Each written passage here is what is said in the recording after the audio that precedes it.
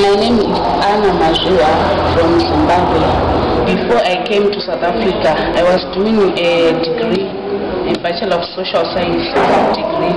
I couldn't finish the degree just because of the economic conditions in Zimbabwe. So I had to come together with my husband to search for better employment. We met this xenophobia. Before xenophobia, I was staying in Rasta Squatter camp. Then we were attacked in May. During xenophobia, they took our property and everything, and then we left with nothing at all. We were staying without food there at Jamestown City Hall. Unexpectedly, I met Roland there in July.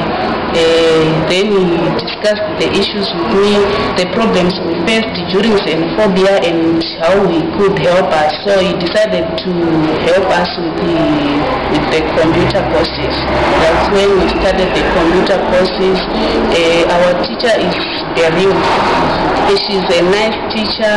She's such a patient teacher, because you know how difficult it is to teach students who haven't been exposed to computers, but she's such a patient teacher because she tries by all means to explain everything to us. I would like also to thank this organization for what they did to us, because it's such a blessing for us to be doing this computer course, because we are doing it freely.